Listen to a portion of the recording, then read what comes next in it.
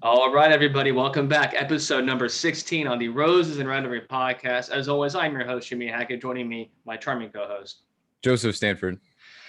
We have a packed episode today. I was thinking, Joe, 16, if we take, 4 weeks per month, we've been doing this now for about 4 months, give or take a little bit. And I was just thinking that's a fairly consistent thing for us to do. So Time I think flies. we give ourselves a little pat in the back for that one. This has been There you going go. on pretty well. Joe and I try to keep an eye on different metrics. Our Twitter engagements, our website views, everything else. And I just want to always begin every episode by thanking the fans for sharing the content, for accessing the content. We really do appreciate that. As always, find us on Twitter at roses_rhetoric and also the website www.rosesandrhetoric.com. And then lastly, we also post these videos, of course, on our website, but then also on our YouTube channel. Again, Roses and Rhetoric. So be sure to check everything out. Articles, videos. We also do it on just the audio version if you're driving and you can't watch the video. If you don't want to have your phone sitting in your steering wheel and casually peeking up for traffic, remember that we are on Spotify as well. And then also the audio files are on the website also. But with that little housekeeping, Joe, let's get started on today's episode. So I have a handful of things I want to open up talking about. And the first I want to talk about is, remember last week we were talking about kind of this idea that, kids trying to become famous on the internet or through some kind of social media mechanism or through any other number of ways of making a ton of money on the internet very quickly, that might not be a bad impulse, that there might be some bad outcomes, but that the impulse itself was fairly healthy and kind of was showing a certain level of entrepreneurship from those kids. I wanted to explain, actually, I meant to do this last episode, but I wanted to explain where I first got that idea from. It was from an article that I saw at a friend's house, and probably back when we were in high school, about esports. It was kind of right around the time where esports were kind of first coming on the scene. And this dad wrote an article that was titled something along the lines of, I should have told my kids to play more video games. And the idea kind of making fun of the parents who were telling their kids, don't play video games, study hard, go to school. And it sounds basically saying, look, some of these kids are making a ton of money playing video games. I don't know why it was so, strict on my kids in some sense. So I wanted to talk a little bit about esports and kind of where you think, I know I kind of have my own opinion on this, but talk a little bit about what you see as the future of esports, if that's a topic that you think about frequently. I'll just say for myself before turning over for you, I'm a huge fan of any spectacle of human excellence, and I absolutely consider esports to be one of those. I know both you and I played a fair amount of Halo back in our day, and I think all of us are blown away when we see somebody who's truly masterful at some of these games. It's just fun to watch. And so for me, I think esports are a lot of fun. And I just was thinking back to that article, again, this idea of people finding unique ways of essentially utilizing their talents, that esports is this new thing that gives people with a certain talent stack, to borrow a Scott Adams phrase, a talent stack, that before video games, maybe that talent stack wasn't useful, but now this post video game world, it's actually extraordinarily valuable and fun to watch.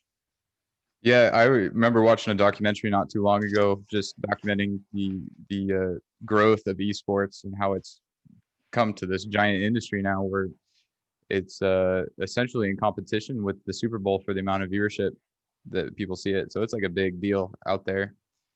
And comparing esports to actual sports for kids that are growing up, I mean, that's a good question, because it seems like the way things are trending is that we're trending away from in-person contact and so forth.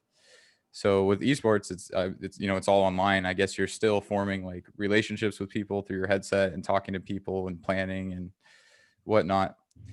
But yeah, I mean, compared to at least 10, 20 years ago, I think that it's much more acceptable for kids and useful for them to play video games today, more so than ever.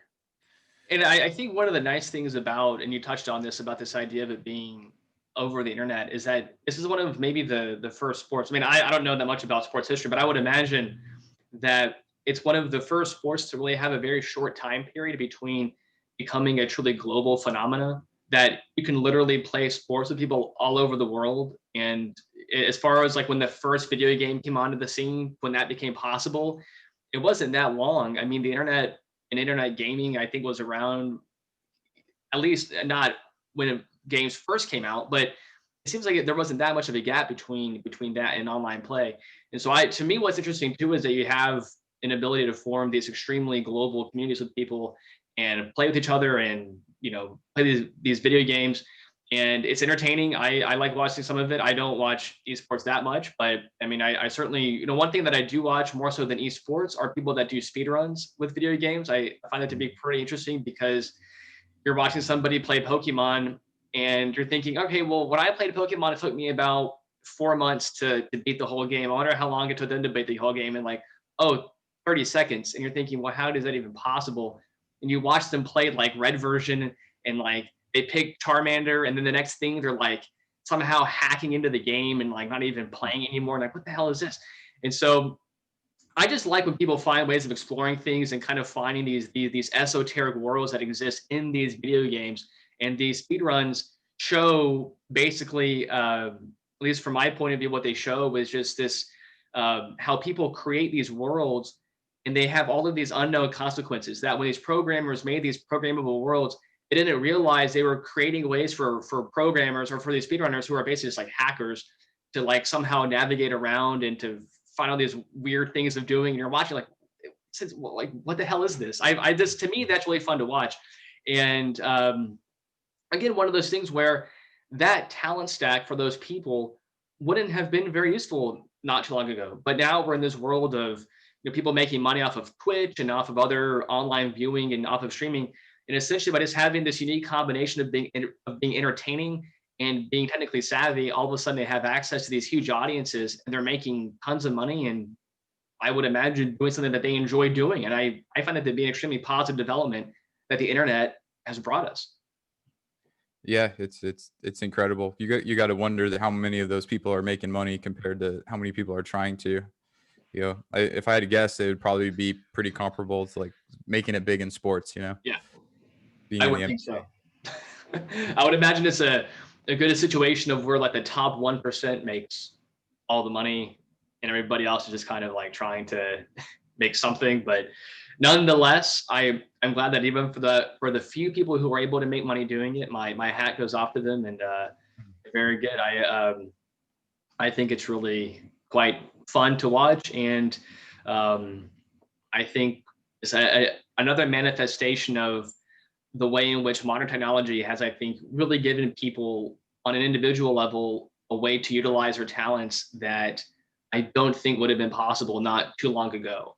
And I know this is a thing that you and I have talked about before, but I really think it's true. I mean, I don't think that we have fully come to terms with how the internet is going to change how people live, how we make money, how we interact with one another. I mean, we're still living through that right now.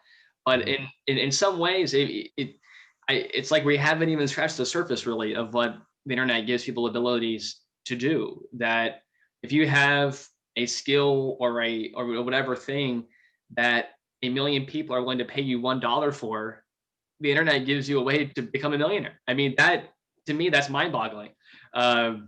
And it's only made possible by these huge distributed networks of people that is the internet. Yeah. And we're in a especially unique position here where we can test the internet's capabilities because of all the lockdowns and whatnot that are forcing people to use the internet for things that they never thought they could in the past. So yeah, it's given a society just a big crash course on learning what this tool can really offer. Yeah, it's just another good example of how society does not move in slow, smooth, steady, nonsense. It moves in these jumps, and coronavirus is one of those jumps. And all of these things that would have taken much longer to happen, boom. Now work remote is going to be this thing that probably every major company really considers making a permanent situation. That would have been unthinkable in just normal day-to-day 2019 world. That would have been a joke. 2020, it's on probably every Fortune 500 probably has a department running the test on, is this viable? And some of them are going to say yes. Yeah, it's going to be the default assumption when looking for a job that it's remote. Like they'll have to physically specify explicitly saying that, oh, this is not a remote job. Right. I think you'll see that pretty soon. Oh, you have to. And this will make this whole new, I mean, you're already seeing it. Obviously, people moving from expensive cities and states to cheaper cities and states, working remotely, hubbed in other expensive areas. I mean, that phenomena is only going to become, I think, more prevalent. And we're going to give people, I mean, in some ways, you can imagine it actually being maybe even a step backwards, in the sense that, at least before, when you had to live in the same place, you had to live in a city that maybe had a different perspective, whether political or cultural, than your own. But now you can essentially live where you want to live, which will probably be around people that you want to live by because they're similar to you. And it may be in a way that kind of takes away from one of those pressures that we had before of having to encounter other people and learn to see how other people, even though they're different, are still humans like us, and that there's these different opinions. In a way, working remotely may give us another ability to form a thought bubble or a culture bubble around us that previously working had kind of taken away, at least a little bit. Yeah, I do have some reservations about too much dependence on the internet. For example, like if everyone just speak their entire lives, of the majority of people on the earth start becoming dependent on the internet, then what if the internet goes away sometime? Like I imagine, especially after reading through Phil's book, who we interviewed a few weeks ago, he highlighted some of the vulnerabilities of the power system. And I would imagine that the internet is comparable to the power system in terms of how it's structured and having weak points. And that, I mean, that would be devastating to all of humanity if we lost the internet for some amount of time. I agree. I think of, I remember one time we had a friend of ours in the hospital, and I remember talking with one of the doctors about Google, and they're like, "Oh, we use Google all the time," and I was like, "What? Like that's not what I want to hear from medical professionals." But I mean, in some sense, you do want people to use new technology, but at the same time, it's like you need to have the reservation of skills for that technology when it isn't present with us. And I just think back, you and I were both engineers. Could you imagine actually solving a differential equation by hand for something? I mean, the world will come to a stop. Be like, separation of what? Are you kidding me? No, I'm not doing that. And I always think back in the day, the way that they would solve equations, they would have books that would just give you the answer. Like you would find an equation and you would go to the book, and the book would say, if the equation looks like this is the answer. And that was how they did it. It was using tables for like integrals and stuff. That was just how they did it. Yeah. And I would think it's like, if I actually had to use one of those, I would be done for. I mean, luckily my job has nothing to do with calculus. I mean, that's for the benefit of all of humanity. But I mean, if it did, we would be up a creek. I'll tell you that right now. And it would be even more up a creek if that was the world we were in and we did not have internet to help us. Yeah, I always think back to teachers in middle school saying that you got to learn this because you're never going to have a calculator in your pocket all the time. Yeah. Yes. Fast forward 5 years and iPhone comes out and that's everyone has a calculator. I don't know if I showed this before. So my dad's also an engineer, and I'm sometime, I don't know, back in the day, actually in the 80s, when he was still doing schoolwork, he bought a calculator, and this is it right here. This is an old HP calculator. Oh, it has a different input, right? What's it called? Reverse Polish, I think is what you're talking about. Yeah. And so this one does not have that input, but I think you can make it so that it does. I think you can kind of go back and forth. But this little bad boy still works. And it's like, what is that, 40 something years old? You got any sweet games on there? Oh, I did this one where I type in Britney Spears's, yeah. Dude, I remember on my TI 83 or 4, I had Doom on my calculator, and I just thought how cool that was that somebody programmed that. And then I got like a C in algebra, so I felt like an idiot. So whatever. We're all growing up, yeah. But okay, so I wanted to talk about esports actually, and I should have mentioned that article last episode. That kind of like got me on that kick about how do we talk to kids about the internet and about this balance. And I'm not trying to harp on parents here, but I'm saying there is an interesting balance between this this desire for get rich quick schemes, I don't think is entirely a bad impulse. I guess that's my main takeaway, that it can have bad outcomes. And I certainly wouldn't encourage anybody to put all their eggs in one basket. I wouldn't encourage them to do anything that could be potentially, super embarrassing or something. I think we all know the obvious examples of things I wouldn't want people in their early life to be doing. But at the same time, I do think it's interesting, and I think worthwhile for people to think, how might I do something different? And I don't think people should just assume, you were talking about this last episode, but it's very much the idea of Peter Thiel talking about people just assuming as the default position, picking these tracked lives. You go to school to get a degree, to go to medical school or to law school or engineering, whatever it is, that people just default to that too soon and too early, and that it's worthwhile for all of us to consider, especially I would argue in the context of the internet and of widely available computing power and cell phones, et cetera, all these technologies. How might you surround yourself with technology and other people to possibly do something different? And I think that's a worthwhile question for all of us to be asking. And I don't think it means that we have to be naive and think that it's going to come overnight or anything like that. But I don't think we should block our mind to it and think, oh, that's just a pipe dream. Don't limit yourself. Don't do that. Consider all the options. And I think for many people, considering ways of just doing something different is a worthwhile exercise for all of us. Including people who are still in school or are younger or whatever it may be. Yeah, doing something different. So this is something I've been thinking about.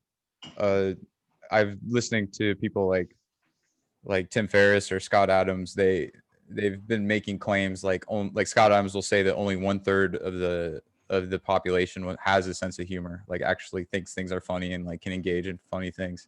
Hopefully they're all watching the Roses Rhetoric podcast. Follow us at Twitter at Roses_Rhetoric. And anyways, back to you, Joe. Yeah. So what that means is that just 1/3 of the people, no matter how funny a joke is or how funny something is or how appealing, they're just not going to have it. Tim Ferriss makes the distinguishment between there being two different types of people. And the example he gives is in a scenario of like when you encounter someone that's better at something than you or more experienced with something than you. The first type of people will start vilifying the person that's superior at whatever skill and coming up with reasons in their mind why it doesn't matter that they're better. And then that type of person really never gets to that next level, compared to the second type of person who actually idolizes, in a sense, the person with more skill and actually wants to learn and develop their own skills and follow their path and learn what they can from them. So what's your take on there being just inherently different types of people in the world, some types that will never change? How do you factor that into encouragement of people to do certain things, like you said, to be different? Yeah. How do you draw the line, or how do you know you're trying too hard to do that or not hard enough? Or that's a really good question. I would say that I always let me answer your question by critiquing myself and saying that the times in my life that I look back on that I am the most upset with myself, for the most part, are times when I wasn't encouraging of something. That I look back on times where I was dismissive or kind of, negative or whatever. And those are the times that I look back on that I'm the most upset with myself, that I feel like I did the most disservice to somebody.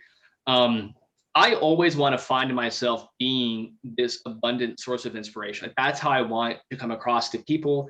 I don't think I have historically come across that way. There's probably some friends listening going like, you? I don't know. But to me, that's been kind of the biggest shift that I'm trying to incorporate into my own self, is always being encouraging, always trying to help people realize their fullest potential. And so in a sense, what I would say is that if there's 2 types of people or 10 types of people, and they're all kind of on the spectrum of being open to inspiration or not being open to inspiration, I'd say the biggest thing is this: realize that the person you are today, you will survive being wrong and you will survive getting better. That's a hard thing, I think, to internalize. I mean, I say this as somebody who has struggled with being depending on the circumstance, the wrong type of person. But the biggest thing is accepting that you can actually go through the experience of being bad at something and then becoming good at it and survive. It's kind of this, in a way, it's almost separating yourself from that process. Nobody likes to be wrong. Nobody likes to be inferior. And yet we find all the time that when we open ourselves up to those experiences of being wrong and then learning, we feel better about ourselves after the fact. This is a point that Sam Harris makes about learning something new, is that all of us all the time struggle so hard to hold on to our preconceived notions. And then when we allow ourselves to be corrected, we actually feel better afterwards. Like we feel better that we have corrected a wrong belief or a wrong assumption or something. And so as far as where I would draw the line, I would say that I probably wouldn't draw the line, that I don't think that I would ever write somebody off as being the wrong type of person, and that I would always just want to find myself encouraging people to undertake the lifelong challenge of opening themselves up to the idea that who they are today is not who they have to be tomorrow. That would be the main thing, I think, to tell people. And I think that's a good mindset. That's a good response. I've been thinking a lot recently about certain people, certain friends, like people in my friend groups, and of the people that I really like, I was thinking like, why do I like these people? And then I took a few examples and I realized that they're never negative. They're never dismissive about anything. They're always like positive attitude, talking people up, and just how much of a silent power that is in getting you where you want to go. And you also talked about being able to embrace being bad at something, like not being good at something. And that's something that I heard a quote somewhere from Twitter that said something like, that's one skill that all successful people have, is that they are comfortable being bad at something. Because the odds of you picking the right industry or the right project or the right thing, like from the get-go, and never trying anything else and becoming successful from that one thing. I mean, unless you're like Michael Jordan or like some athlete or something. Right. It's Or very Elon Musk, or, probably Neil deGrasse Tyson, or some super genius or something who knew from the beginning, yeah. hey, I'm going to be good at this. But for everybody else, not in the cards.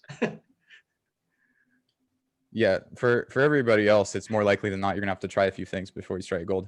Yeah. So that's a skill. It's a skill that a lot of people have to develop to get good at being bad at things, and take the humility involved in that. And I think, I think a big part of it is taking the idea of studying as a skill and learning as a skill, which I don't think we actually teach in school very well, which is funny because all we hear in school is develop good study habits. When? What are they? I mean, in some sense, the most important thing that school should tell you is how to learn and how to form abstract ideas and then tie them back down to reality. I would say that we basically spend zero time in school doing either one of those things, Mm-hmm. and then wonder why kids are bored in school all the time. It's like, well, why the hell wouldn't they be? I believe, generally speaking, that most things in life can be learned, including how to learn, and that it's a worthwhile undertaking to figure out how to teach yourself something. What they would call being an autodidact, rather than assuming that that's a thing someone's born with. Assume it's a skill that you can learn, and then focus, pick a subject, pick a thing you want to learn about, and use that as an excuse to teach yourself how to learn something new. I mean, that is as someone who's in, almost in their 30s, not quite, thank God, but almost. I mean, that's something that I'm just now beginning to really appreciate, is how do I actually teach myself something? I mean, I have access to the internet. I have access to all the information that I could ever want. How do I actually learn? And I'm finding that it's actually extremely hard to teach yourself something, that it's extremely difficult, but I think it's a skill that will pay dividends. And so I'm trying to put the time in now to develop that skill for now, and then also for later. Yeah. So Tim Ferriss has a very good quote about this, where he says that outside of the laws of physics, like the hard laws of physics, everything else is negotiable. And he uses this as a mindset just for everything. And he's famous for like learning things super fast, and meta learning is what he calls it, like learning how to learn, be better at learning. Yeah. And that's a huge skill. None of that's taught in schools. Like, I was reading this book, it's called Moonwalking with Einstein. And it just documents this guy that just finds some mentors, and over the course of a year trains himself to be a world memory champion, like world class, top of the line. Like, just to prove that it's a learned skill. It's something that you have to learn and develop. It's not just something that some people have, some people don't. So using that mindset, just, okay, if it's not a hard rule of physics, it's everything else is negotiable. You can learn things super fast, memorize decks of cards in like seconds, and like that's all doable. It's just like a trained skill, like you said. But the real travesty is that you're right. None of this is taught in school. Like I wasn't taught how to learn. I wasn't taught how to think, which is something very important too. Because once you can think well, everything else just gets easier. It's like it's like the foundation of a talent stack. You know, like once you learn how to think, every other problem becomes more manageable, and it just helps you across the board. But again, school never taught me that. It just taught me how to write a paper and then take subjective criticism and let that shape my future creativity. Yeah, and I was going to say on the subject of a meta learning, so we were talking about ASMR last week. We're not going to talk about it today, but Oh, some of our listeners and viewers were eager to hear more about that. oh, ASMR is a YouTube hole best discovered at 3 a.m. in the comfort of a dark, secluded bedroom. But I do. So if for anybody who goes down the ASMR hole will be familiar with the Alexander technique. And as I know you and I have talked about that before, I don't have any opinion on the Alexander technique. I don't really know anything about that technique. But I will say, while I was in an ASMR hole this week, I came across a quote in it that I thought was actually brilliant and ties in with what we're talking about here. And it was the idea, and this is the quote, I think it's one of their sayings, but make the wrong conscious. Make the wrong conscious. And the idea is that you focus on, if you want to stop doing something wrong, first start by doing it wrong and observing that as being the wrong thing to do. And so in the context of the Alexander technique, when they have people, they want them to keep their head a certain way. And essentially what they don't want them to do is they don't want them to pull their head back. And so what they would do is they would tell the people, pull your head back. And they would put their hand or a book behind it and they would press their head into the book. And they would say, feel that? Don't do that. That's making the wrong conscience. Like experience the wrong way to do something so that you know not to do it. And I think that this ties in really well with the idea of not being afraid to be wrong. Is this idea of taking chances when you're learning. Don't be afraid to ask a dumb question. I mean, all these things are cliche. And yet I know that I have, and I'm sure that you have as well. We have literally sat in rooms in college of hundreds of kids and nobody asked a question. Well, there's no why way would in you? hell. Yeah, exactly. There's no way in hell that 100 people in a room are understanding what a professor is telling the classroom. There's as 0% chance. And yet people don't ask questions. Like they're afraid to be wrong. They're afraid of being embarrassed. Like we are teaching, and notice how this ties into with the idea of social proof. If you're in a room full of people and no one asks a question, you're sure not going to ask a question because no one else is asking a question. And so this process, this social proof process feeds on people. And in a classroom environment, I think actually holds us back because nobody wants to be the idiot. Well, I got news for everybody. We're all idiots. A smart person is a dumb person in disguise, period. No exception. There are no smart people in this world. We're all basically stupid. So stop being afraid of being embarrassed. Stop being afraid of being wrong. Here's the newsflash. You are wrong. So no ambiguity there. You are incorrect. Learn why, and then improve to move forward.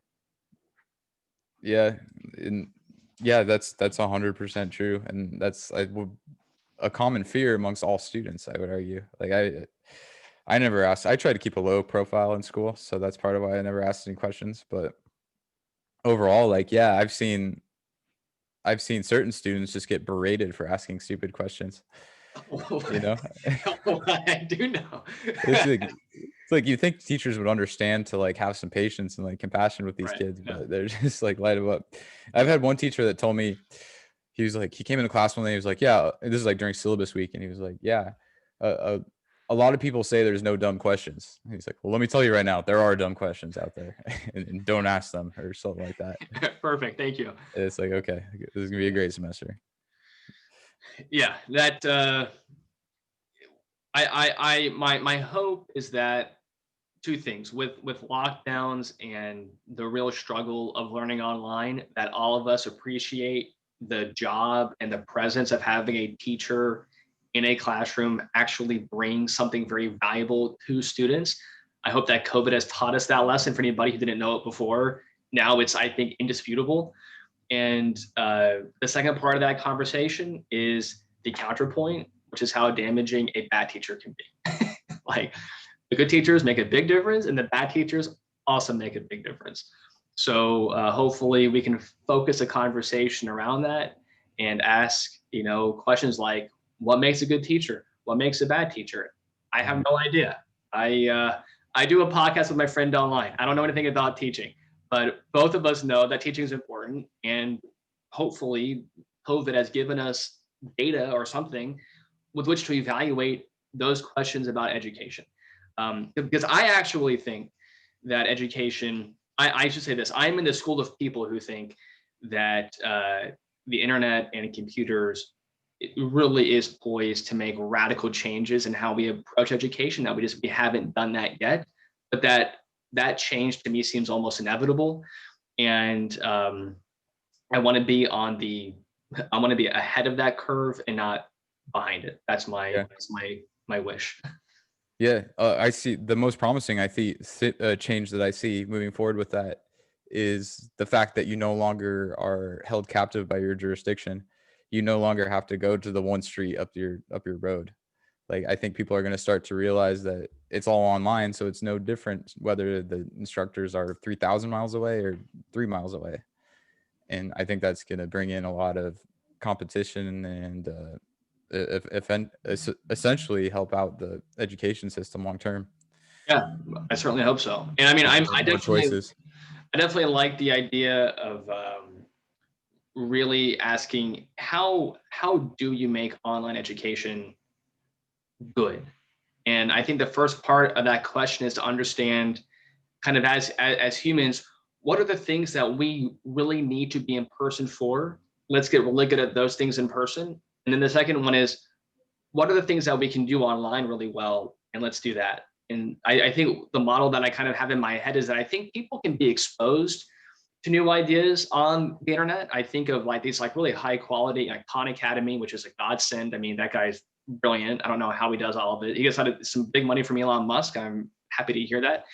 But it seems to me that you can expose people to ideas on the internet pretty well, in that what's best done in person is the kind of one-on-one understanding of your personal sticking points. I think everybody's going to understand things just a little bit differently, and having somebody in a classroom that can actually work with you through some specific problem seems to me that would be challenging to do online. Not impossible, but challenging. But that if you could separate that part, kind of that one-on-one tutoring versus the initial exposure of information, and get really, really hyper good at both of those separate camps. That's, I guess, one model I have in my head for how this might play out in the end, but time will tell. Yeah, no, I'd like to see us develop and foster more of a society of the autodidacts, like what you were talking about, the self-learners.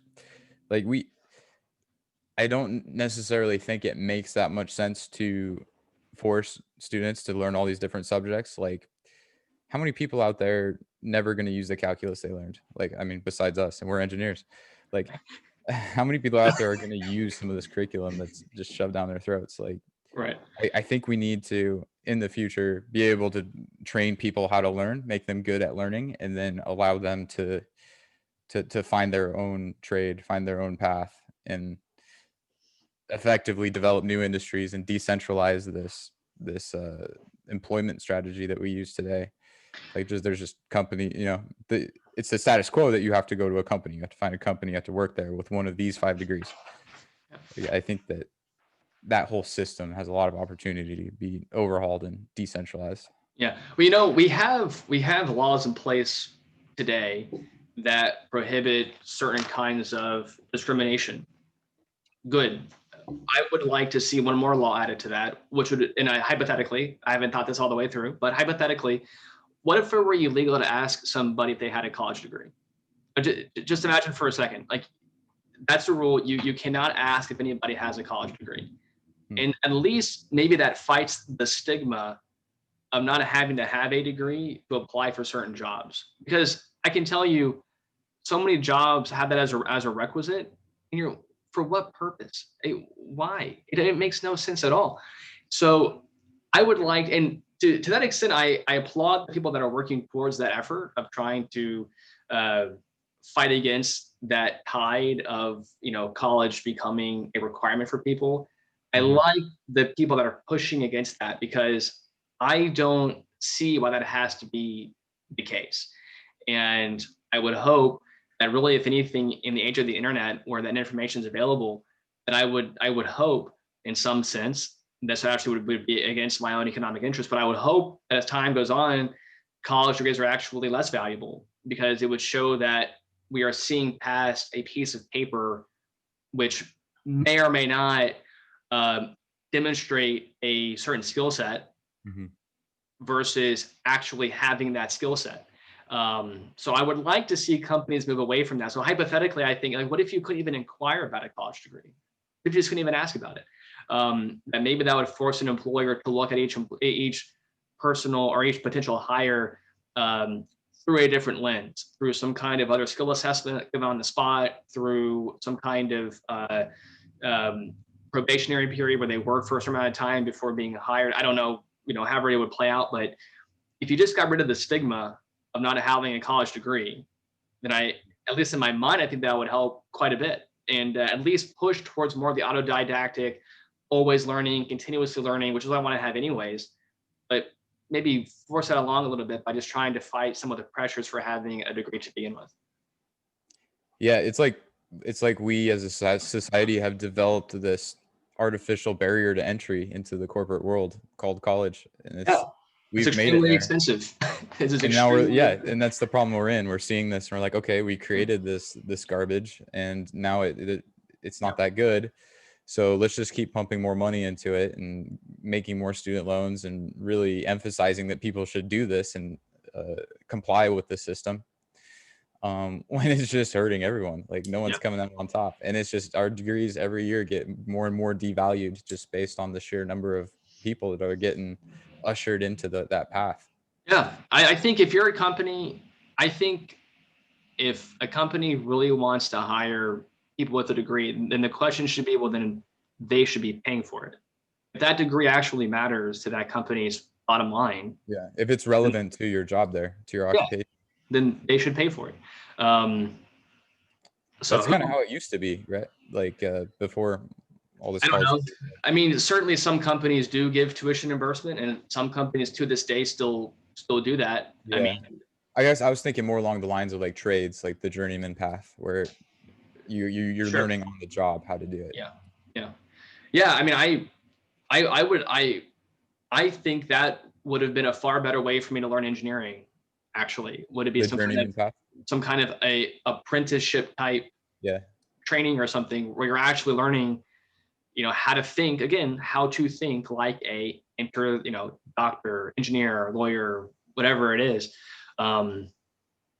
That I think those apprenticeship type models would actually be quite good. And in fact, actually, in Anti-Fragile, I believe, Nassim talks about in some countries, that's how they do banking. Banking is like this apprenticeship-based model, and you wouldn't think of that in the United States as banking being apprenticeship-based, but in some countries that's how they do it. And it's just interesting. I mean, it's just this idea that if what you're learning is valuable, then someone should be paying you to learn it. That makes sense to me. So, college is obviously hard. I don't have the magic bullet on how to solve college financial problems, but it does seem upsetting to me that there are jobs that will require a college degree, that the people in those jobs are not using their degree or anything special about their degree to really bring to the table. And so you're wondering, well, why the hell is it a requirement? To me, that doesn't make any sense. I don't know. It's a broken system. We're just all pretending it's not. That's what I see is happening. Well, I agree with you there. Let me kind of on the same topic. We're talking about education. Of course, education is a form of authority. Let's talk about influence. I finished Influence this week, which is a great book. I'm going to say it again. go buy Influence, Robert Cialdini, go buy Influence, also buy his other book, Persuasion. Again, Robert Cialdini. Go buy both of those books, read both of those books, memorize both of those books. I want to talk about authority today, and I want to talk about it in the following context of how people blindly follow authority. And I want to give it in the context of an anecdote given an Influence that I thought was hilarious. And it was essentially, and I'm going to give the story of what happened. A doctor wrote a prescription for a patient in a hospital. He had an ear infection. And the prescription was to get 3 drops in his right ear using an eardropper. Okay. So he writes on a piece of paper, 3 drops, R, E, A, R. Okay. Nurse comes in the room, takes out the eardropper, puts it in the guy's ass, and gives him rectally 3 eardrops. That is the worst day anybody has ever had in the hospital in a very long time. I'll tell you that right now. That is horrible that happened. But it did happen. And why did it happen? Because the nurse, who is intelligent, trained, college degree, knows what they're doing, nurses are smart people. How could a smart person do something so incredibly silly?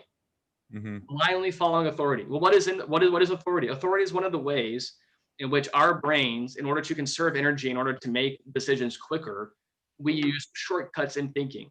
All of these influential parameters are ways that our brain uses shortcuts for thinking. And one of the shortcuts that our brains use is identifying an authority figure and then mirroring or blindly following their example, because usually the authority figures are going to be right. I mean, doctors are also smart people. Doctors are not just only always making mistakes. They're usually not making mistakes. The problem is that sometimes they do make mistakes. And when you follow authority, as in the case of the nurse who rectally gave somebody eardrops, then you are allowing those influential parameters to govern you at a higher level than they should. I said this last week when we're talking about influence. I think the byline for this book, and I may have heard this from somewhere else. I don't know if I'm the first person to think of this. I'm probably not. If I could give a new byline for this book, it would be how to say no. Because what this book tells you is for each one of these influential parameters, social proof, authority, etc., how to catch yourself from being overly reliant on these mental shortcuts. Not to get rid of the shortcuts, because, and as I've said, and as the author advocates for in the book, these shortcuts are extremely useful, especially now in our information age, that we have too much to deal with to actually think through everything all the time. That would be ridiculous. We need these shortcuts. At the same time, if we're going to use them, we need to make sure that we're using them effectively. And so in this case, with authority, it means taking a beat and thinking, does this medication that normally goes in your ear go in the guy's butt? No. Well, no, it does not. Well, that's a good point you made about how these things are always going to be there, right? Like you're always going to have this reflex to follow authority. You're always going to have this reflex to assume someone with social proof is more important than someone without it. And in the example you gave with the nurse, yeah, the nurse was blindly following authority, but even worse, what about the patient? Like poor guy's in there, his ear hurts, and he's like afraid to ask why they're putting something up his ass when he yeah, exactly right. But you realize that though. I was at an event not too long ago, and I think there was a line or something, and just someone came up that had a vest on or something and said maybe this is at work, and they said, oh, you got to go over here, sir, you have to move over to this line. It's how easy would it be? And then I just immediately complied. I didn't even think about it until afterwards. I was like, that was kind of weird. I just blindly did what this dude told me because he had a vest on. Yeah, uniforms are that way. Even business suits. I have friends and people who I know that do development work in other countries. Yeah, they see a marked difference in how people respond to them when they wear a business suit, or I think it was actually a collar. That in some countries, if you're wearing a collar, it's a big deal. And if you're not wearing a collar, you are not a big deal. And so you have to dress a certain way in order to give across that authority perspective. But again, that's just our brains seeing a collar that we have come to associate with authority And this has, real impact in people's behavior, so that people who do that kind of work know, hey, if I want these people to help me build a bridge, I got to wear a collar. Like, that's just how, and they just learned that from doing it. But it's all around us. I mean, it's all around us. I have a scary story. I won't say who it involves, but I have a person very close to me who was essentially kidnapped for a little bit by a person pretending to be a police officer. Oh. I mean, that could have ended. Luckily, it ended up kind of having this weird, like, non-climactic ending. But I mean, that could have been bad news bears and real quick. But I mean, if somebody has a badge and a vest or a uniform or whatever, right? You just, the brain, click, follow authority, on with whatever else you're doing. I have a new strategy with police that I think I'm going to start applying to my life. It's wait. Now, is this part of your resolutions from? It's a contender. We might need to add it to the list. But I think if I'm ever in a police situation where I'm getting questioned by the police or something, I don't think I'm ever going to answer anything. Like, I'm just going to plead the fifth, like, from the beginning. Say, like, I prefer not to talk unless, with all due respect, I'm not going to speak unless my lawyer's present. Because I've been watching a lot of cops and a lot of, I follow a lot of, like, lawyers and on Twitter and stuff. And that's the thing they say is, like, yeah, when you talk to a cop, it can only hurt you. It's never going to help you. So I think that's going to be my new strategy. Like, if I ever find myself in a situation, innocent or guilty, I'm just not going to say anything. Yeah. And then you run the risk. It could not even be a cop too. Who knows? Yeah. To me, what I would like to have happen, I was actually talking about this with my wife earlier in the week. I would like it to be, not only do they have to read you your Miranda rights when they arrest you, but they shouldn't even give you the option of saying no to, like, a lawyer or anything until a lawyer is literally already in the room. Like, the lawyer should have to, like, literally be next to you before the cops can even ask you if you want to say anything. Like, in other words, it should be, assume that I say yes and, like, bring me the counsel and then have me tell the counsel to leave. Like, I want there to be that extra layer of preventing any pre-counsel conversation, et cetera, with an officer when someone is arrested. That the lawyer should have to be in the room next to the person before anything even starts. And then you can say, do you want a lawyer? And they can say no, and the person can leave. Or hopefully they say yes, and the person stays. Like, to me, that's the level that I want to see happen for these kind of encounters with law enforcement. Yeah, you're going to need a lot of lawyers for that, just based on how many traffic stops there are, right? Well, maybe not for traffic stops, but at least for a situation where you're being, like, actually detained or something. I just want to, I want the default to be even more imposed on people, that you have a lawyer present, just to make sure that no funny business is going on with these interactions, as it were. Mm-hmm. No, it's funny just watching cops in these shows, how many people just incriminate themselves right away, just off the whim. Don't even think about it. They're like, sir, have you been drinking tonight? And he's like, well, yeah, no, it's just medication. Like, I haven't been drinking. And then it's like, oh, well, you just sold yourself out. Like, there you go. If you had said no, then they would have just breathalyzed you and you might have been on your way. But yeah, now they're taking you in for blood work. Yep. Right. Yeah. I have spent many a night watching failed videos of people handing traffic stops in entirely the wrong fashion of how you would want to.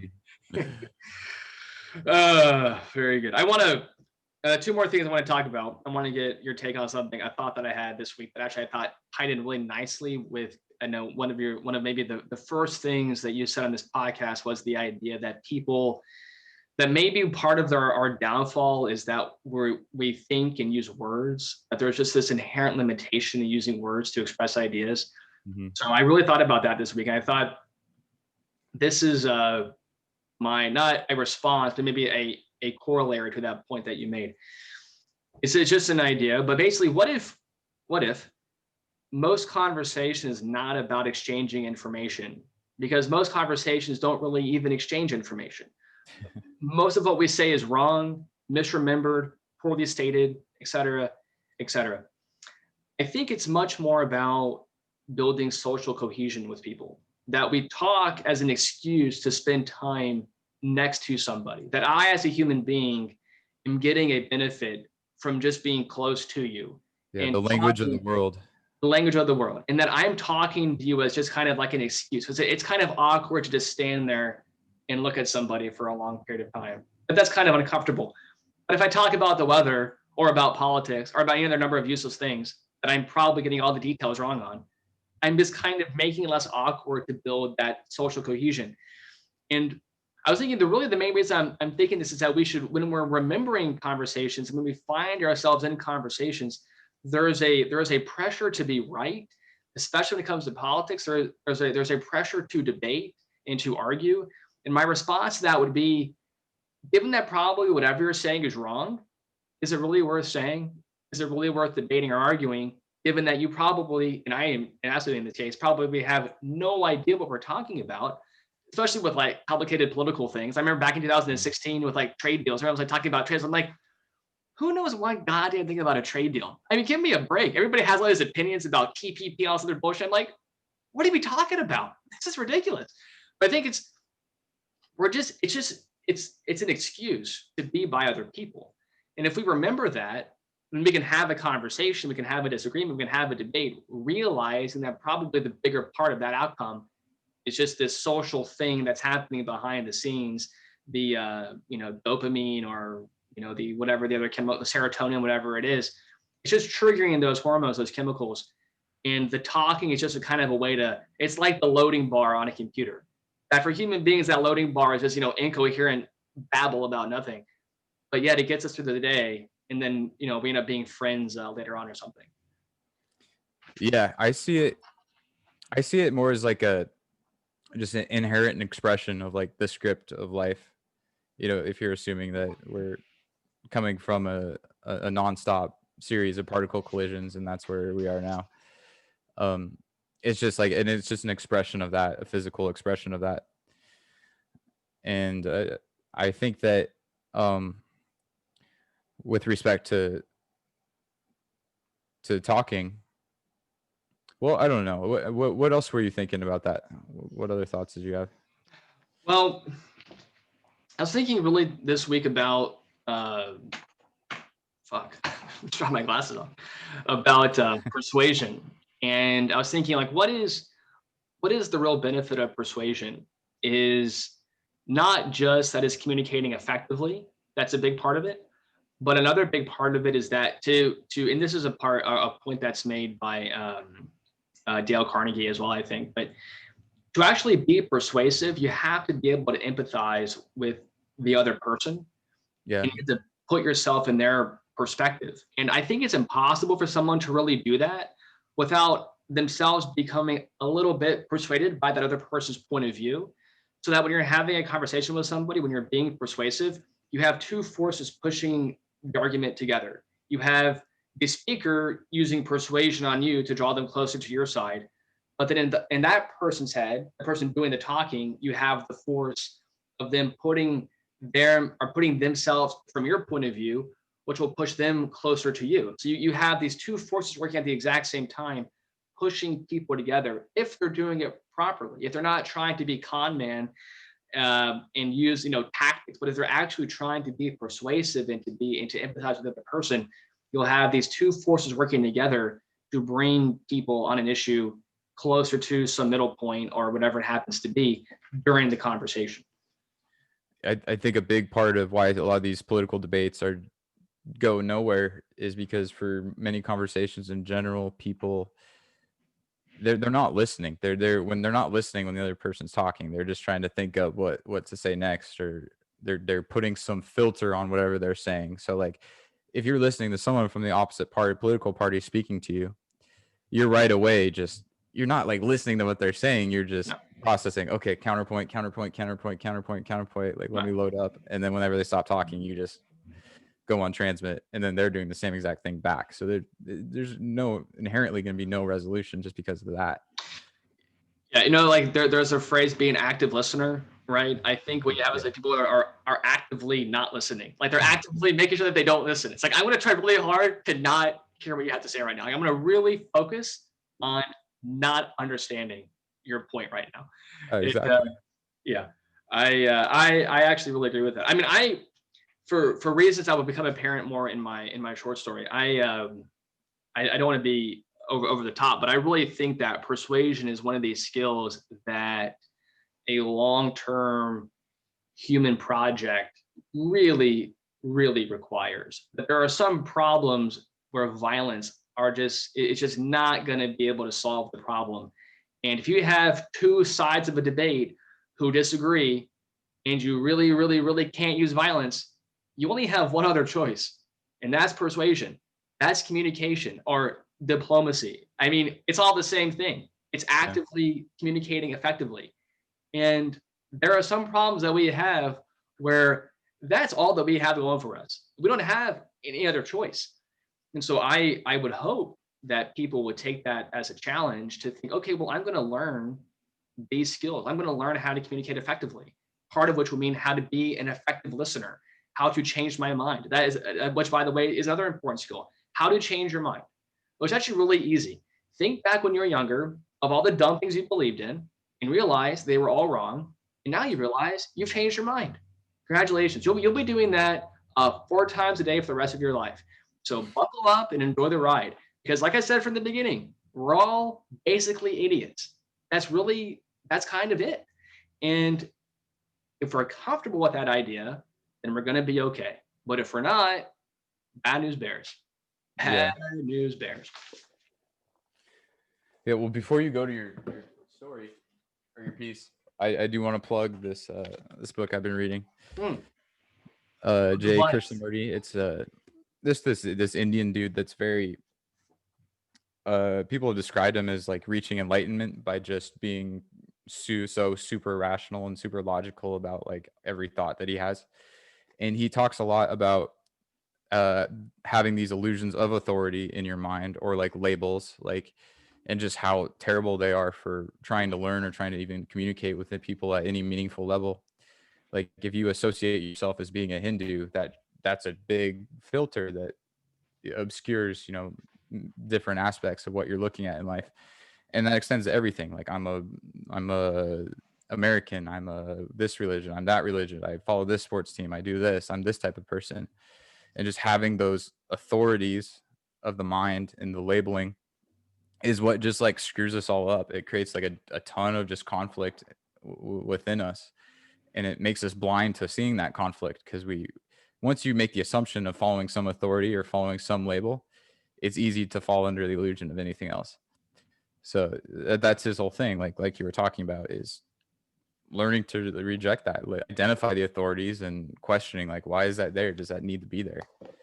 And that's a big step towards freedom, in his opinion.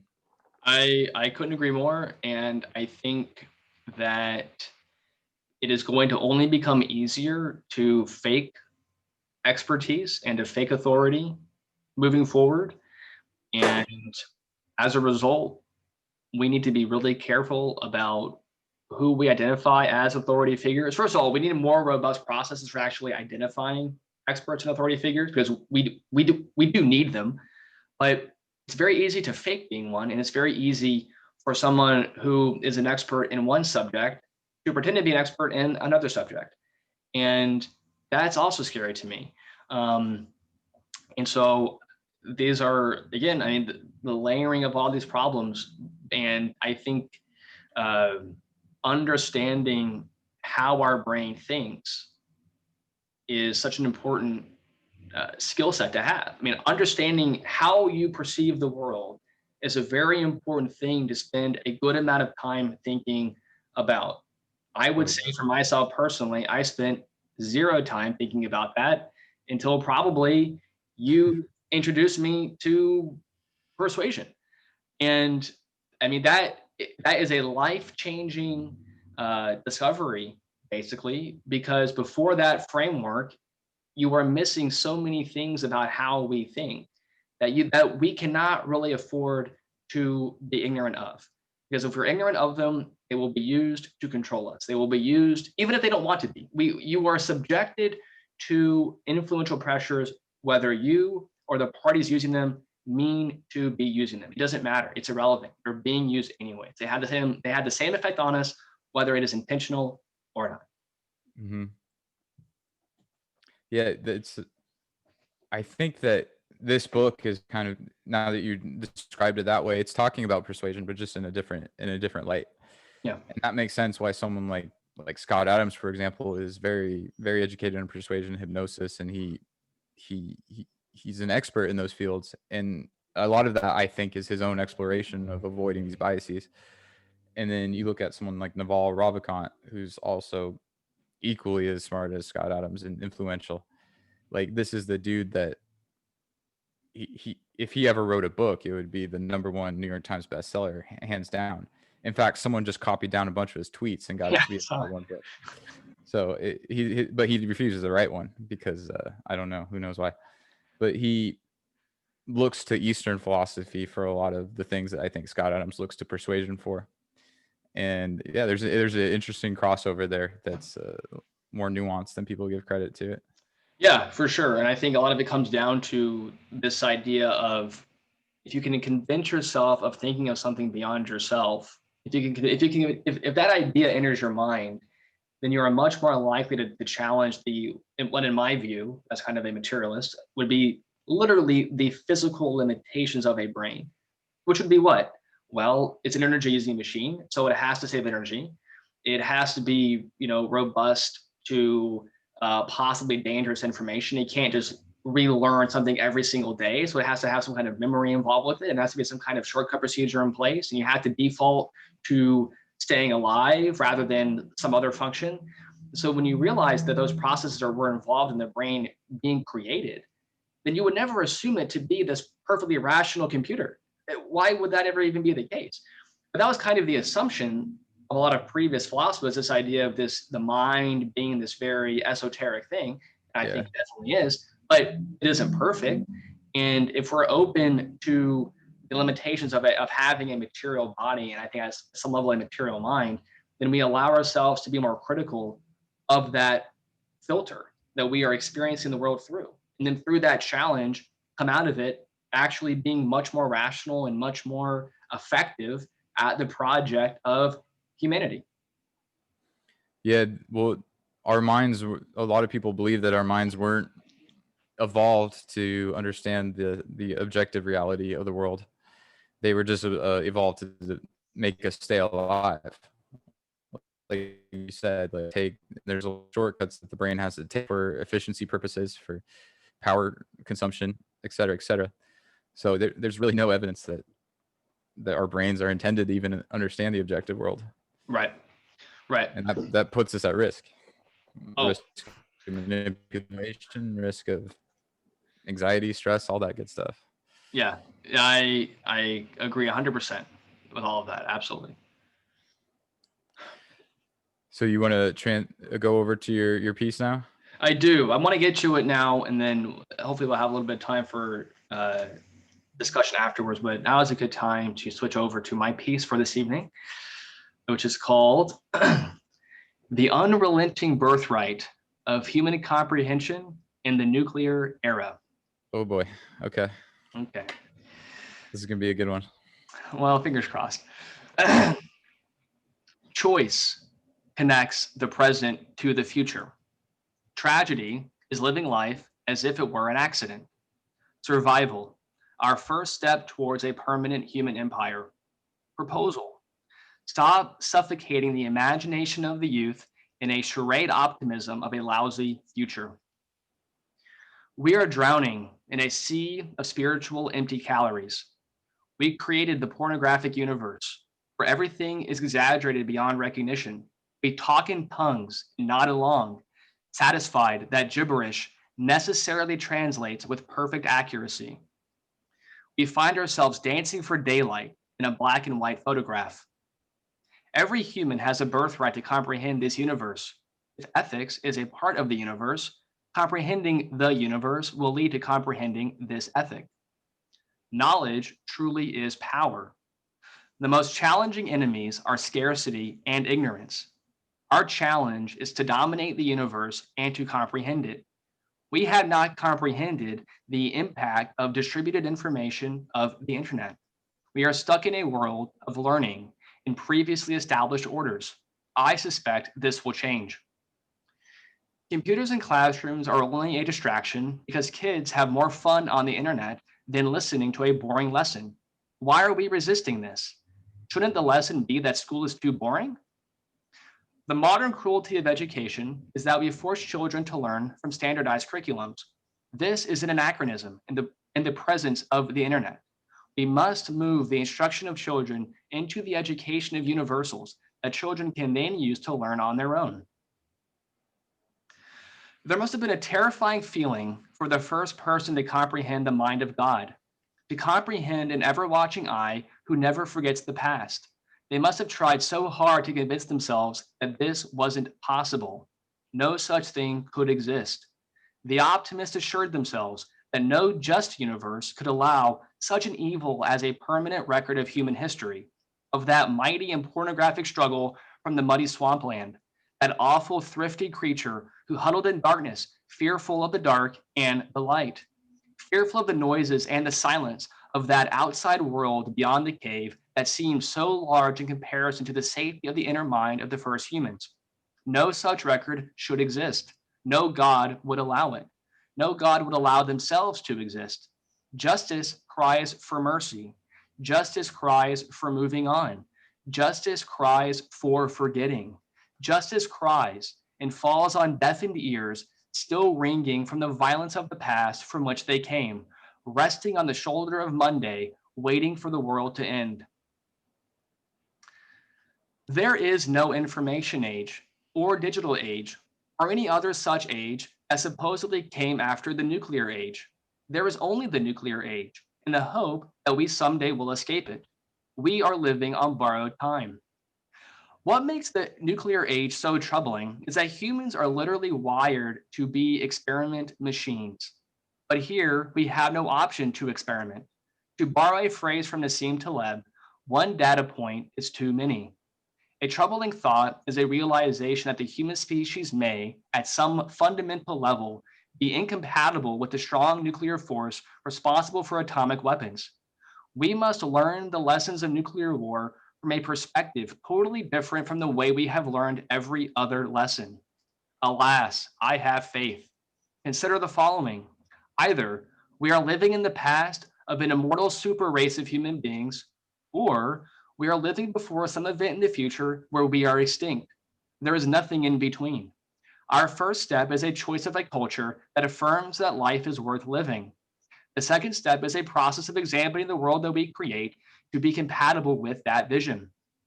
Most people in life agree that life is worth living.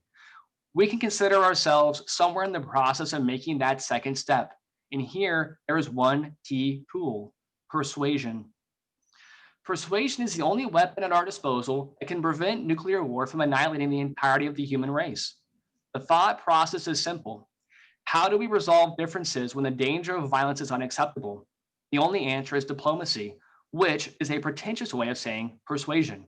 In fact, a lack of persuasion skills is currently a very serious detriment to the current project of human flourishing.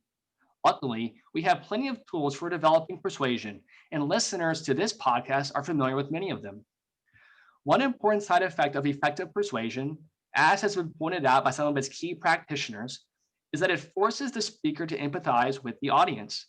This is key because actually putting yourself in someone else's perspective will undoubtedly affect the way you end up viewing the topic you are discussing. When both parties are engaging in persuasive speech, two forces are at work bringing the parties together.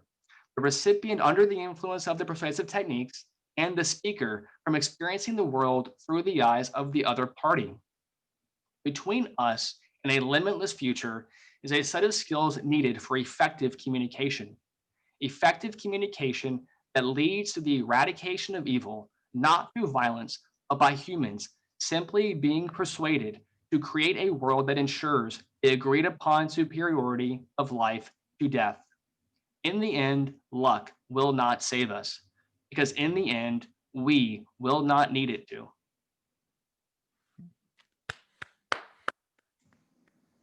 Wow. So would you consider this to be A rose or a rhetoric? yeah, would this fall into the roses or the rhetoric part? No, is it more fact or more fiction? What would you consider the genre? Fact. Okay. And can you talk a little bit more about the uh the scenarios that you outlined that were either the past of immortal beings or something else? Can you talk about that a little bit more? Sure. I think either we live forever or humans go extinct. I think at some level, You if the mean timeline, humanity as a whole, not the correct. individual, but the No, okay. yes, yeah. I don't have any desire, or I shouldn't say any desire. I don't have any belief that I'm going to live forever. But the project of humanity, the project of a moral consciousness, as it were, either will exist forever or will cease to exist. And I Mhm. don't really see any between there. I think when the timeline goes to infinity, either we make it or we don't. Mhm. To borrow a quote from Tyler Durden from Fight Club, on a long enough timeline, everybody's life tends to zero. I hope that he's wrong. I really do. Okay, very good. So then you tied it into I liked how you tied in persuasion to the nuclear war and the concept of nuclear war happening and how that the only tool we effectively have is the ability to persuade, which, as you made a point earlier, the empathy is a big part of that. So effectively, like a big part of avoiding nuclear war is just listening to each other at that point and understanding each other. Yes. Um, do you think there's any other safeguards against nuclear war that stand out to you? Well, we certainly have many in place right now. Luckily so. I mean, we have people whose job is to monitor nuclear activity, et cetera, et cetera. People in the FBI and the CIA who are at work every single day trying to prevent these doomsday scenarios. I am grateful, eternally grateful, that people do that job and do it well. And thank you for that. Nothing is 100% effective when it involves people. And the problem is that despite our best efforts, we have had some really, really close calls with nuclear war almost beginning. As early as 1995, America and Russia almost got in a nuclear exchange over a misinterpreted radar signal. Now, that's not that long ago. And we came within literally the push of a button of the world going away. Now, that has me terrified. I hope that it has other people terrified as well. But again, I'm hopeful because why? We actually have methods at our disposal for solving problems without violence. I mean, nuclear war is something that cannot be solved permanently with violence because eventually the violence will escalate to the thing you're trying to avoid. So we have to have other tools at our disposal. Again, we sometimes call it diplomacy, but what is diplomacy? It's just trying to be persuasive. So that is our only tool long term. And from that reason, I am hopeful because we actually have authors and speakers, et cetera, who recognize the impact of persuasion and are Mhm. giving it to, in a sense, giving it to all of us to put in our toolkit, hopefully elevate that conversation in the public setting of how important it is that we understand as humans not only how to be diplomatic, but how to understand our own limitations as far as thinking human beings is concerned. Understand where we're not being rational, where we're being stupid, to overcome that and to again continue the project of human flourishing. Yeah, hopefully we get to see a lot more of that happening. How do you distinguish between the right balance of powers between persuasion versus something like strategy, right? Because when Yeah, you're negotiating with another country, there's definitely a strategy uh, part that's involved as well. Do you think yeah. that the strategy is overshadowed by the persuasion in most cases, or where do you see the weight balance there? Well, I would see it more as an intersection because with strategy, you have to actually convince the other side of how the table is actually set. And even if you have a really good strategy, if you cannot persuade the other team, in a sense, to accept your proposal, then it really won't matter how good the deal is. I mean, this is why deal making will always involve people. Why? Because it will always involve a person agreeing to it. So therefore, you really need somebody else, another person to understand that, to work with them, to get them to agree.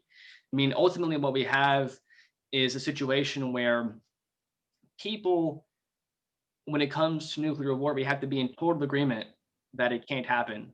Because if one person says, we'll be fine, and then the whole thing starts, it's like one is too many. Again, one data point's too many. We don't have room for error. I mean, and again, I'll go back. We have had so many, I mean, I shouldn't even say so many. We have had too many close calls. That, to me, the alarming issue is this is, and in fact, I was reading an article about this. Somebody wrote in, I think 1985, they kind of gave our current political positioning with nuclear war and with nuclear weapons as somebody pulling the trigger on Russian roulette saying, oh, it hasn't gone off yet, it hasn't gone off yet, it hasn't gone off yet. I mean, that's a game that only dumb people would play, because it doesn't matter if it hasn't gone off yet.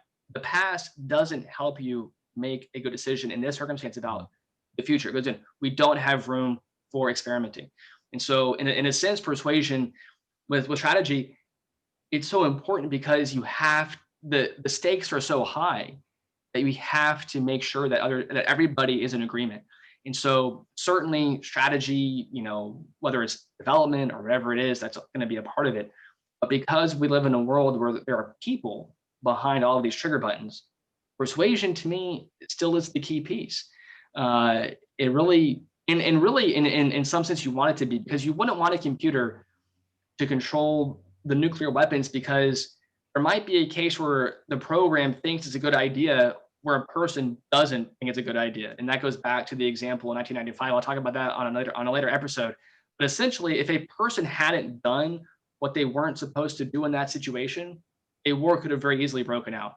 It was a person deciding to not use information. Now, a computer wouldn't have done that. So in a way, you don't want to take people out of the program too much. You want people to always be able to say no.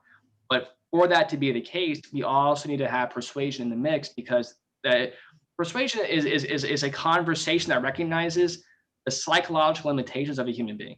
That's how I would describe what persuasion is. And so we always need that to be a part of the mix for these conversations. Mm-hmm. So with respect to nuclear weapons, do they have a place in the world? Like, I know that some people fall under the belief that we just shouldn't have any nuclear weapons anywhere. No country should. But even so, like, even if that was like the UN policy or the world policy, so to speak, how can you trust that Russia is going to follow it? How can you trust that China is going to follow it? So, I mean, would you advocate at that point that the US or whatever country you're living in has a stockpile that's larger than your opponents? Or I mean, my feeling right now, as a non-expert, as somebody who is in some sense, I think this is one of the few problems that humanity faces right now that could happen really quickly. I mean, we have a bunch of problems that we're trying to deal with right now. Mm-hmm. None of them really have the potential to eradicate all of humanity in like an hour. Like, nothing really comes even close to that. So from that point of view, I mean, I will say that I am right now persuaded, if you will, to be in the camp of having zero nuclear weapons, that we need to find a way, again, through negotiation, through persuasion, of getting everybody to just agree that the stakes are too high. And I agree with you. I trust is a huge problem with this. And it goes back to the issue of transparency. I mean, this kind of goes back to some of the earlier nuclear negotiations of how, trust but verify, that kind of thing.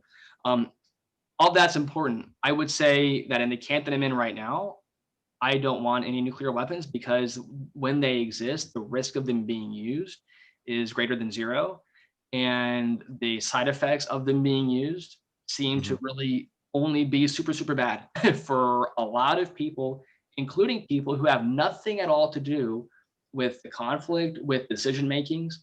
If a war were to break out between the United States and Russia and involve nuclear weapons, the entire world would be penalized for that, even though they would have nothing to do with either country going to war. I mean, we are imposing that fallout on so many people who want nothing to do with it.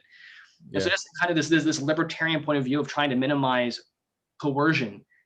It doesn't really make sense to have these weapons either. So that's the world that I want to move towards. How to do it, I am positive it is not easy. I am positive that this is not some simple thing, but as a long-term goal, put me in the camp of people who want zero nuclear weapons in our arsenal. Yeah, that sounds like a much safer place than being in the nuclear stalemate that we are in now. But to expand on that, what would you say to just looking ahead at humanity's future? Because we were talking about humanity going to infinity. A big part of that is us needing to leave this planet and go to other planets. And there's no evidence of it today, but if there was, does it make sense for humanity to continue to develop their nuclear weaponry and at least stay up to speed on the technology, which inevitably is going to involve building some prototypes, right? Like, does it make sense to continue our nuclear explorations scientifically on Earth with the anticipation of, extraterrestrial conflict or extraterrestrial threats? I would have to say yes. Now, that's kind of a contradiction. Let me save myself a little bit by saying that, and maybe to the detriment of people who would also call themselves libertarians, I think that at some point in the future, we will have something like a quote one world government. And I think in that framework, we don't really have warring nations anymore. I think the conversation around nuclear weapons is a little bit different. You think we'll have a one world government? I think not anytime soon, not in my lifetime, not in many, but I'm thinking like 10 million years in the future or something, like some crazy number. I would think at some point humanity comes together in some way more so than we are now. I think that framework changes having nuclear weapons. If you have the ability to store them on another planet where they can't affect Earth, like if they were all on the moon or something, that would change the conversation as well. I think right now our limitation is that we have them on Earth. We have no escape plan. Like we only live on Earth. And for the foreseeable future, that will be the case, even if Elon's Mars mission works out. And I hope that it does. It's still many, many years away from actually having a separate Earth to live on. So because in that framework, I think the risk of nuclear war is too high a risk to have. But I think that changes if you could put them all on, say, Titan or, the moon and was that Jupiter or Saturn. If you put them on another planet where they really can't hurt us, but they still give us a safeguard because I actually agree with you. I mean, I think, again, from this point of view of like way, way out in the future, we should have an idea for, hey, what would we do if we're really up against a tight spot with a more advanced alien race? I want to have the guns. That's my. You can't just be a sitting duck. Yeah. So I think when you get into the conversation about deep space exploration and the ability to really separate yourself from a misfiring of a nuclear weapon and the potential fallout from that, then I think you're in safer territory. Until then, I think the target should be zero. And you reevaluate it when you get to a point where you are able to safely, and hopefully not even transport them to space. Hopefully you make them where they end up. So like you make them on the moon or you make them on, on Titan or something like that. So you avoid having to actually fly, with these missiles as part of your cargo going up into space. Yeah, wouldn't that be bad? if that payload blows up on the way up. There was a project, I don't know, it's not around anymore, and I'm pretty sure I had the name right, but there's a prototype idea called Project Orion, where the propulsion for the spaceship would be nuclear bombs going off behind it. So you would have a blast plate, and you would send out a nuclear bomb, and it would blow up, and it would shoot the ship forward, and then you would blow up another one, and it would move it forward as well. Yeah. Great idea. You're probably going pretty fast. I don't want us to be shipping up a bunch of nuclear weapons on that, low Earth to Earth orbit. I don't want an arsenal of nuclear weapons to be a part of that mission. So if Project Orion comes back, let's make those bombs somewhere else, and then maybe we can talk about that as a mechanism for space travel. Yeah, or at least find some barge that they can launch off of somewhere in the middle of nowhere in the ocean, middle of the Atlantic. Real quick though, about the single, the one world government. Yeah. Do you think we're heading that way? Because have you looked at a map recently, like of all the different countries? Right. And it seems like there's more and more all the time. Yeah, I don't really have any idea our comprehension of, are we moving towards it or further away from it? I really don't have a good take on that. And maybe we never do. I mean, I certainly, I guess I shouldn't say that it's inevitable. I said that earlier. I shouldn't have said that. I think it's a possibility, and I can understand. I guess I can see kind of both ways where things like the internet could bring us more together, but at the same time, I think they can also push us apart, actually. And so I know that I said that earlier. I shouldn't have said that. I don't think that any political outcome is a guarantee, including a one world government. So I shouldn't have said that. It's a guarantee. It's all right. We forgive you. It's okay. But I do think that in that framework, if that were the case, that it would warrant having a different discussion on nuclear weapons for the possibility of having to fight aliens. I mean, I think that's a legitimate concern, actually. I don't think it's anywhere near my top 100 problems. It's probably on the number billion or something. But if we're talking, to me, this conversation is, we're talking thousands and thousands of years into the future. I don't want to take anything off the table in that kind of conversation. But with where I am now in terms of modern politics, where we definitely do not have a one world government, or I think very far from having a one world government, in that framework, in that conversation, I think the risk of nuclear weapons being used accidentally or falling into the hands of a terrorist group or whatever other scenario comes into play, it's too high a risk, and we don't have the buffer to learn from that mistake. And so in that world, in that framework, I think the target number should be 0. Mm-hmm. Yeah, it's tough because when you talk about persuasion and you talk about deal making, having leverage is one of the most important things. Yeah. And being a nuclear entity, having nuclear powers is that's a lot of leverage to voluntarily give up. Especially if you're a small country, and that's all that you have. Yeah, look at Israel. Like, that's probably arguably the only reason Israel still exists today is because of their arsenal. Look at North Korea. Yeah. I mean, and everybody ask themselves that question.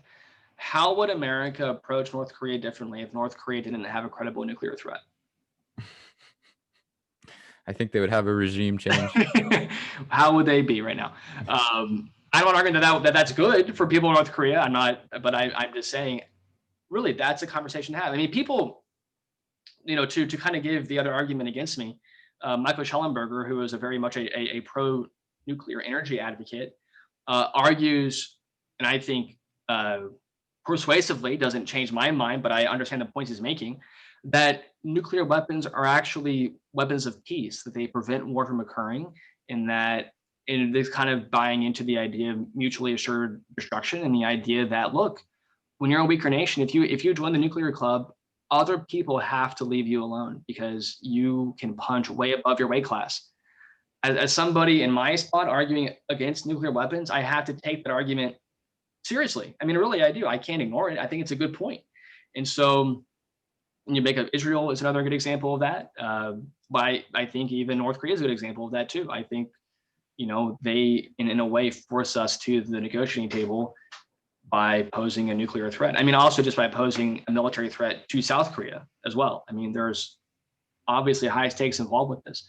But that goes into the idea of force being leveraged, of course, and it's an important point to make. I think that is an important rebuttal to arguing for no nuclear weapons. And so the question is, does that pro override the cons? I would argue no, but I could understand somebody from Israel saying, fuck you, I don't agree with you, and they help us. And I would have to say, fair point. Yeah, like touche. Yep. Okay. So we're all done for. No, I'm kidding. Like I said, I think it's a real problem. It's a serious problem. I think it's one that our generation, people that are your age and my age, we don't really have any connection to. We didn't go through the Cuban Missile Crisis. We didn't go through World War II. We feel removed from it. We are not removed from it. We are living in it still. I mean, I really do think that we are still living in the nuclear age. I think it's dumb to pretend that we are not. And from that perspective, whether we decide to keep them or to not keep them, we need to be making sure that we're using the right faculty for approaching the conversation. I would say the two things that everybody needs to have, whether you're pro or con nuclear weapon, you need to understand the rules of influence for how you're approaching the topic, but then also understand some of the ideas from Nassim Taleb and the ideas of black swans and the idea that these big events in history that are unexpected have tremendous impact. You have to have both of those in the conversation to have an effective conversation about nuclear weapons.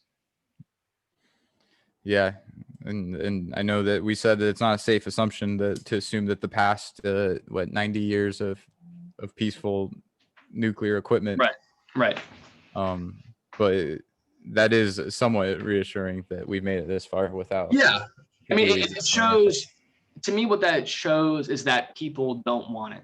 People don't want nuclear war, which is a good thing. That's a big pro. Yeah, like people actually want to live. That's a big plus. And so I think we can learn that lesson from the past, but we don't want to let that cause us to rest on our laurels, because, you know, again, in some cases, the gun only has to go off once. And so, you know, we can learn some things from the past, but what we can never learn from the past with issues like nuclear weapons is complacency. We always must be on guard, and always looking to improve that debate and that conversation to drive toward the world that has the best chance of existing for as long as possible. Mm-hmm. Okay, well, on that inspirational note, I think that might be a wrap. Do you have any more closing thoughts before signing us off? One more. Starbucks cups. Let's just real quick. I don't have one with me. Starbucks cups. Okay. I don't have one with me. If anybody saw my Snapchat last week, I was consistently dripping coffee on myself. I mean, every sip, I was dripping coffee on my shirt. I was like, what the hell is going on? What I realized is this. It's something that people need to pay attention to. On the Starbucks cup, they fold it in on itself or they glue it together. And there's a little bit of a bump. There's a seam. A little bit of a seam. If you have the mouth hole over that seam, there is a gap between the lid and the cup. And when you drink from it, it will drip. It will drip on your shirt. How you fix it's quite simple. Just turn the mouth hole so that it is on an area of the cup that is flush with the cup, with the lip. And really what you want to do is you want that seam to be on the other end of the mouth hole. So you want the mouth hole here and the seam here, so that when you drink it, the seam is actually seeing an air gap. That's what you want. So if anybody else is drinking Starbucks and you're spilling on yourself and you're like, what the hell is going on? That is what is going on. And you and me and my charming co-host, Joseph Stanford, we all have the toolkit to fix that problem. Turn the mouth hole away. And on that note, we are going to close out episode number 16. Thank you for joining us. Again, follow us on Twitter, go to our website, go to our YouTube channel, comment, like, share, follow, etc., etc. Very much thank you for being here. As always, I am Jimmy Hackett signing off for Joseph Stanford, saying ciao.